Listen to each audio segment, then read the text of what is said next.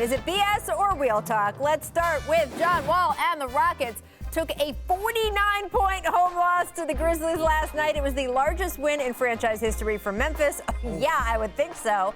Wall was asked about the loss after the game and simply said this blank, terrible. I'm not gonna say any of it because I'm not getting fined. Like Marshawn Lynch. BS or real talk? That's 100% real talk. Real talk. I think this team, after James left, they wanted to show that they're a worthy team it can do, and they played well for a little while, but I think reality set in. Christian Wood's injury, departing with DeMarcus Cousins. Don't be surprised if this is a completely rebuilding mode post-trading deadline because you can still get some for Victor Oladipo. A lot of teams are talking about P.J. Tucker. This team can look completely different at the end of the trade deadline. I think that they are one of the teams that could be really terrible down the stretch, but make the postseason next year. Right? I think they are. I think you get Christian Wood back. He has a summer. They can build out. They can get some assets for some of these guys that a lot of people want. You're going to get a top 5 draft pick, and then all of a sudden you could be out of rebuilding mode. So I think Houston's still in the spot where this is just could be a small window of terrible basketball, and then they could be back next season. I love that Wall has bounced back, though. I'm just happy for him individually because he's been through so much the last 2 years as far as trying to get his body back on the court. Absolutely. And your point about the trade deadline is interesting because this is a year with the play-in tournament.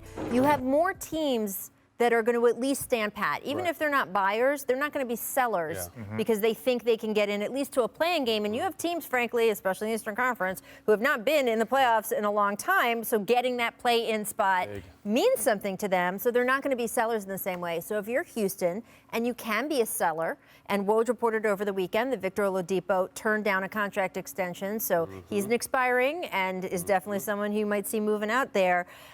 They could be in an advantageous position because there's not going to be as many sellers out there, which means and Tucker's been waiting on his new contract for 2 years and it hasn't happened, so he's not happy either. So we'll see what happens. All right, let's move on to the Warriors because also got blown out. Lakers did that last night. Steph Curry was asked after the loss.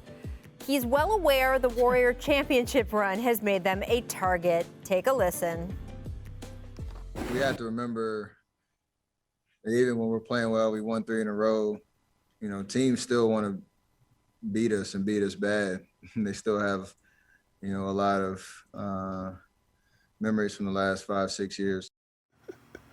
Just want to clarify there. He meant games, not championships. 3 in a row. BS or real talk? Real. This is the realest talk I've heard in a long time. I mean, people took that dynasty run personally because they were stomping on people and taking names that whole entire time and dancing and celebrating and winning championships.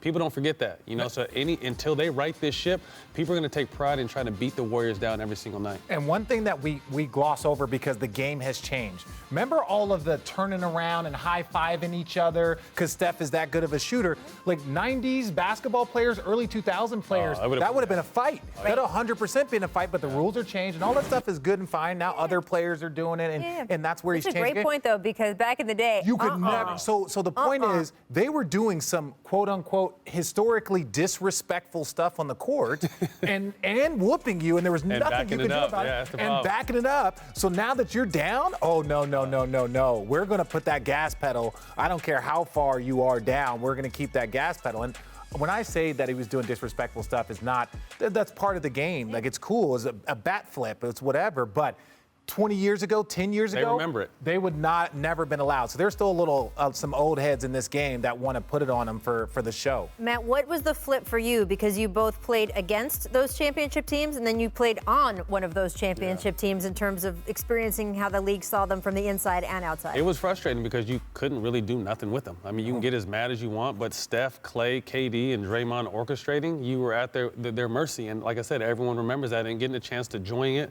and see it, it's even funner being on that side. Well, of course it is. Yes. But Matt was doing some of that disrespectful stuff, too. As long as Steph has a Warrior jersey on, they're going to be a target. Yeah, that is true. Thanks for watching ESPN on YouTube. For live streaming sports and premium content, subscribe to ESPN+.